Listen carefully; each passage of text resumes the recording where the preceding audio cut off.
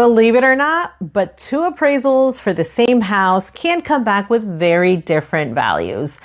Oh, it's super frustrating, you guys. It's frustrating for the buyers, the sellers, the agents, even the appraisers themselves.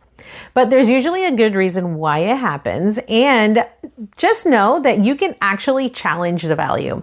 It's what's called reconsideration of value, or ROV. Now, let me explain it in layman's terms what this means. Number one, check the appraisal date. Appraisals don't last forever. Think of it as milk. They have an expiration date.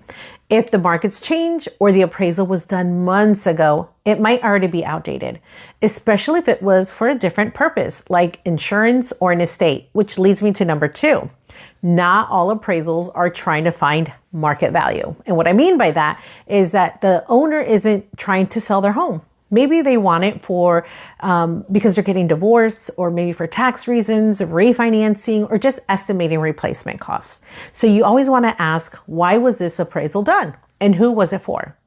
Number three, consider how the property's best use was evaluated. So let's say a property could be either rented out or redeveloped. One appraiser might value it based on the rental income, and another might think of it more valuable as land for new homes. So totally different approaches which equal different numbers. So what happens when appraisals conflict? Let's say one appraiser values a home at $500,000 and another says, well, it's probably worth $560,000. Now that's a pretty big gap, right?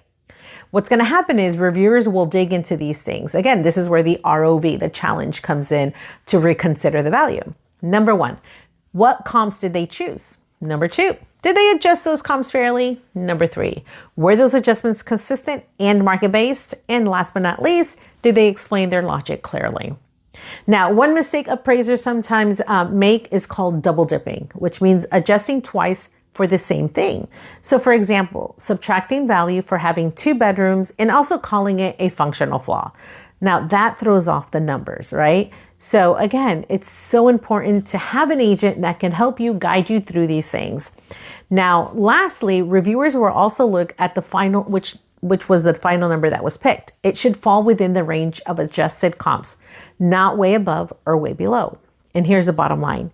If you ever get too widely different appraisals, don't panic.